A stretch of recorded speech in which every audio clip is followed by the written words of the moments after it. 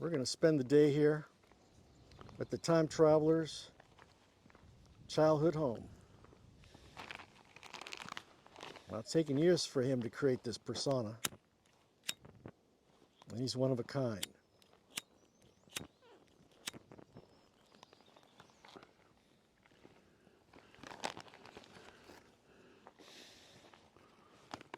On? Yeah, we're live. Okay, so anyway, my job was at well, was my dad to fire up this water pump. I still got the pump. He'd fire it up, and my job was to take the cap off and pour water down there and to prime it to get the water over here. That's how we got our water for a while, for a long while. Okay. So anyway, and we kept our food in there too. We put it in a bag. Not much to see now. No, not much to see. The base is still there. But at any rate, we'd keep our food, put it in a bag, drop it down the well, and that kept the food kind of cool. And there was a creek down there. It still run most of the year. It's not now. Creek down here? Yeah, you can't see this. Looks like it's dry already. Shouldn't be. Anyway. So John Downs, aka Time Traveler. Yeah, this is a great house for me. These were your humble beginnings. Yes, loved this house, still do. You see where they've shot holes in the roof. I fixed that roof a couple of 2 or 3 years ago. Anyway, he's even though this is a main drag, you'd only see maybe 2 or 3 cars a day that would come out here. That was about it.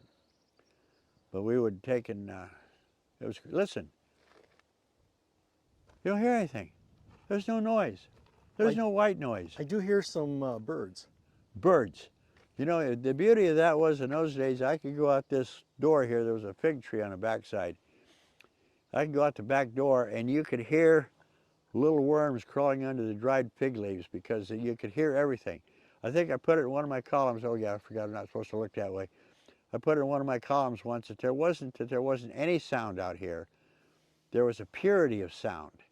And you could hear every little tiny everything. The worm crawling under a leaf, all of it.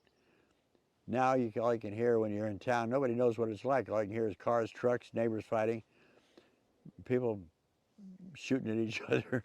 Here there was nothing. Yeah, but you did tell us some wild adventures of people rambling through here in their automobiles back in the day.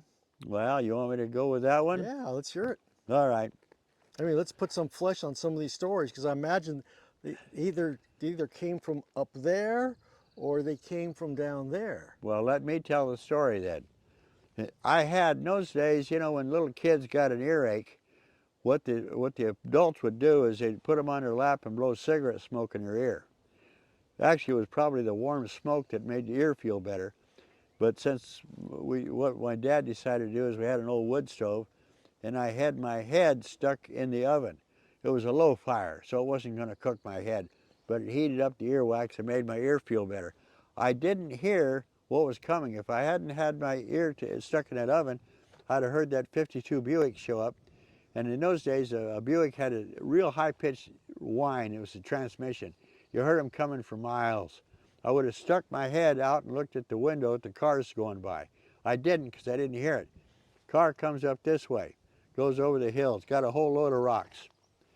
Through that whole load of rocks and all the windows that it could find, including the one in the kitchen.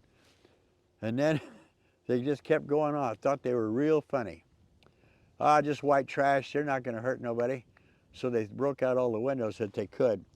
My dad loaded his 22 caliber Savage all the way, and he said, you know what, those dumb Savage is a rifle? Yeah. Okay. Those dumb sons of bitches are not going to go forever that direction. They're going to come back this way sooner or later. So he stepped out of those lilacs that are still there, and he was waiting for him. He had that Savage loaded, and here comes that car with another load of rocks. And he let them throw all the rocks again, and they got right there. And as they start going down that little hill, he stepped out in the middle of the road, and he emptied that Savage into the back of that Buick. Every bullet he had, he emptied into it. So the car squirreled a little bit, and I guess out here, if you fired that rifle, nobody'd hear it. No, Nobody heard it.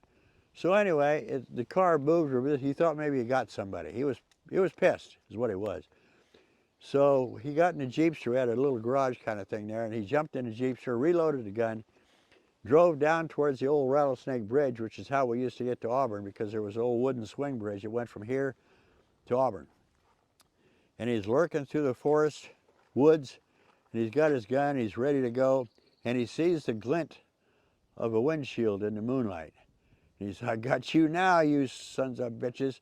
So here he is crawling through the woods, and he gets to that car, and he sticks his gun in the driver's side window. It was the county sheriff. There was a jailbreak at Folsom Prison, and they figured the prisoners were going to follow the river up, go across the Rattlesnake Bridge, and get into Auburn. So he was waiting there for him. So he was kind of surprised. My dad was kind of surprised. They discussed it for a while. My dad came back home with about a half hour later with his gun still in his hand with an admonition, I'm sure, for the sheriff, you should let us handle these things.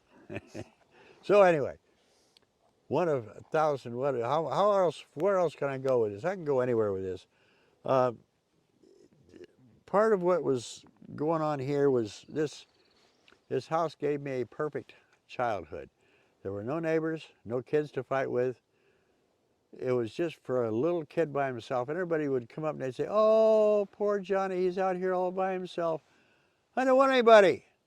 Hell, if you have other kids, you gotta play by their rules, or you gotta negotiate. I have to negotiate. This is my world, all of it, every last bit of it.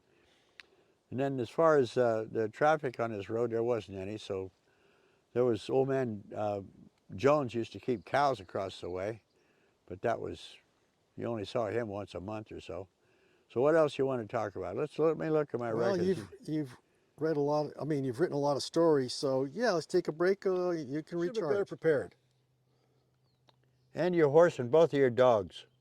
So why weren't you? I don't know. We've been talking about this for a long time. Well, I don't know what to expect. And this is not what I do.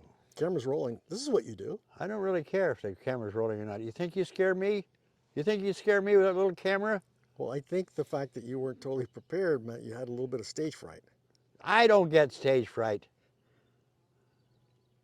I just didn't know what I was. There was so damn much of my life that it just all blends together. It all bundles together. You can't tell where one thing ends and another one begins. It's not easy being me. It's not easy being me. Try it. Not everybody can do it, you know. How many cigarettes do you smoke a day? I don't know. How many do you roll a day? I don't know. Take a guess. I don't know. A package of this, I guess. However many cigarettes is in that. Maybe a little more. I don't smoke it all anyway. I get bored with it. You know, I roll a cigarette, and it's more about the rolling of the cigarette than is the actual smoking of the cigarette. Otherwise, I'd be dead by now. I should be dead, as a matter of fact. Working at lime plant with a quick lime. No dust masks, no nothing. Working with copper sulfonate when I was working under houses, smoking cigarettes. There's no reason for me to be alive. I second that. None.